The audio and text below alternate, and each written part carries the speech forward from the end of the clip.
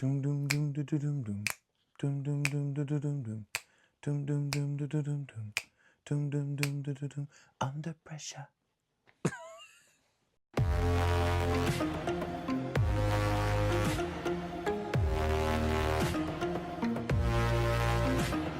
Bonjour et bienvenue à Chuck B Critique. Aujourd'hui, je vous donne mon avis sur le nouveau drame historique de guerre intitulé Pression, version française de Pressure. Tiré de la pièce de théâtre de David Haig, c'est scénarisé et réalisé par Anthony Maros. Puis ça met en vedette Andrew Scott dans le rôle du colonel James Stagg, ainsi que Brendan Fraser dans le rôle du général Eisenhower. Et ça relate l'histoire des 72 heures qui précèdent le jour J du débarquement de Normandie durant la Seconde Guerre mondiale, où le général Dwight Eisenhower et le capitaine James Stagg sont confrontés à un choix impossible, lancer l'invasion maritime la plus dangereuse de l'histoire ou risquer de perdre le plus grand conflit de la planète. À ce moment-là, ça faisait longtemps qu'on n'avait pas eu un film de guerre tout court au cinéma.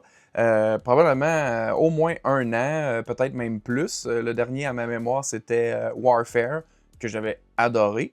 À chaque fois qu'on a cette offre-là cinématographique, je saute sur l'occasion d'aller voir ça, bien sûr, avec mon père, qui est un fan fini de films de guerre. Donc là, dès le départ, on savait aussi que ça allait pas être il faut sauver le soldat Ryan ou Hacksaw Ridge, où c'est rempli autant de drames que d'action.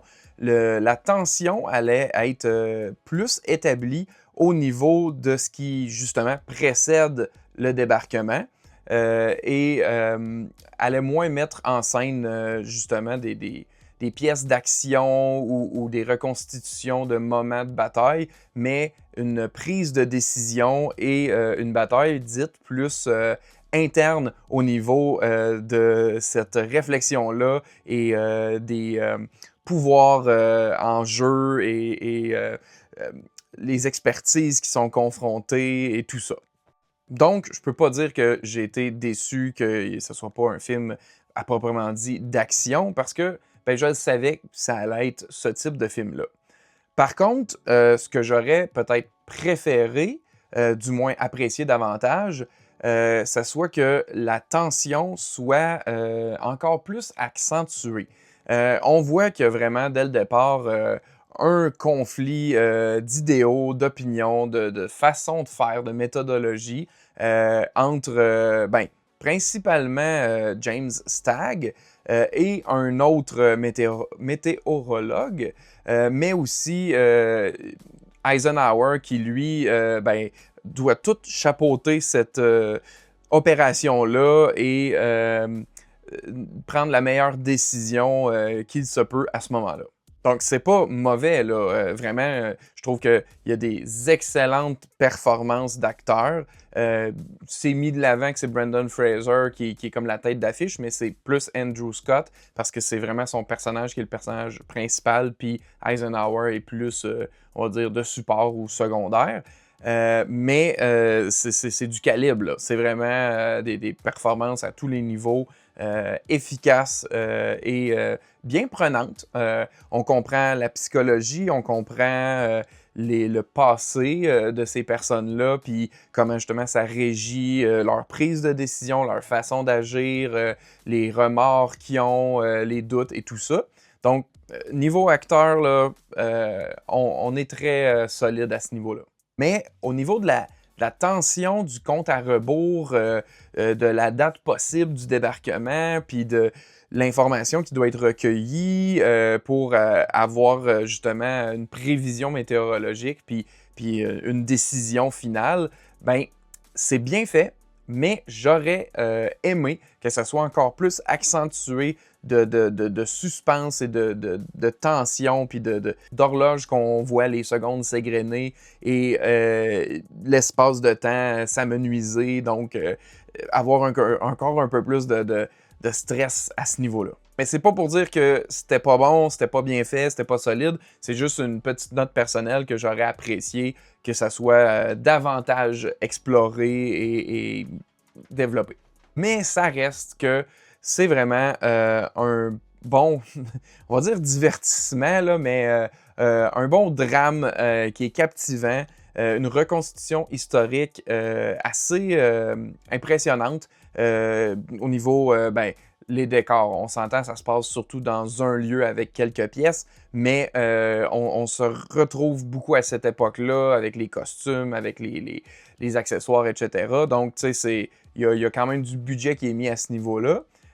J'ai aussi personnellement apprécié que parfois c'est entrecoupé ben, d'images où on voit les opérations de guerre, mais que c'est des images d'archives avec des images qui ont reproduit avec des acteurs. Donc c'est entremêlé et ça fait une immersion, ben, je trouve, efficace à mon avis. La musique est aussi quand même bien composée, bien soutenue.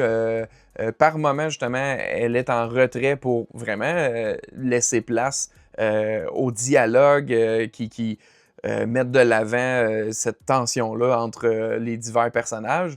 Mais quand elle est présente, ben, elle est efficace et je trouve bien composée et nous emmène dans les bonnes émotions. Je trouve aussi qu'il y a une durée qui est très respectable.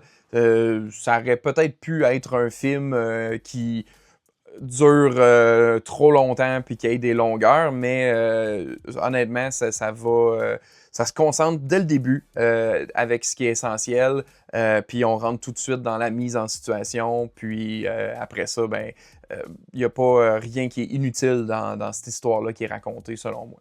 Ce que j'ai trouvé intéressant, puis c'est souvent le cas dans des films de guerre historique, c'est d'apprendre justement des choses que je ne savais pas à propos de ça. Je suis pas un tripeux historien qui connaît tous ces détails-là, mais j'en ai appris, entre autres, sur une opération ben, de pratique de simulation au débarquement, opération Tiger, je crois, qui est quand même ben, crève-cœur et fascinante à découvrir à propos. Donc, je vous le dévoile pas.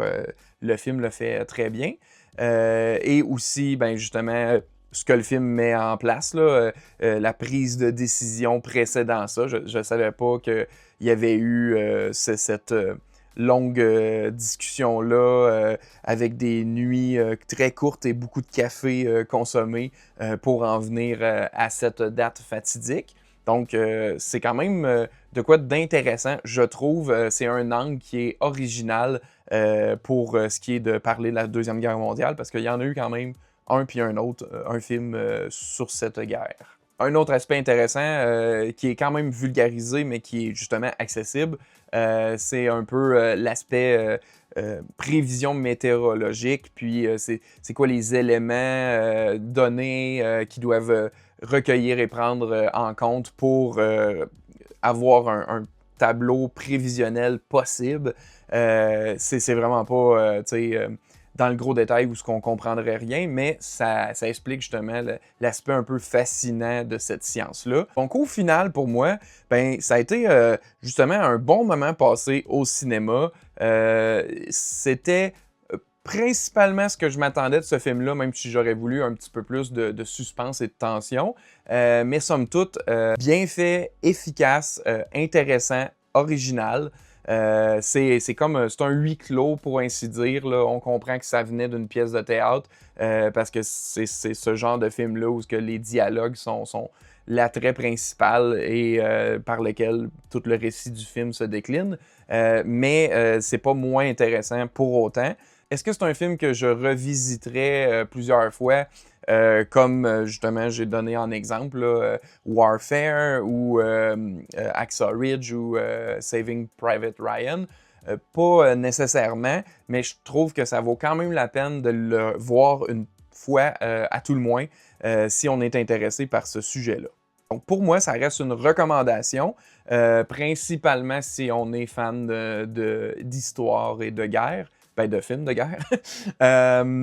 Mais ça lui vaudrait pour moi une note de 7 sur 10 parce que j'aurais pas nécessairement envie de le revisiter plusieurs fois.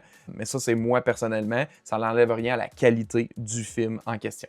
Mais en terminant, ben, si vous avez déjà vu ce film-là, j'aimerais ça que vous me disiez ce que vous en avez pensé. Dites-moi ça dans les commentaires ci-dessous. Sur ce, je vous dis merci d'avoir écouté. À la prochaine!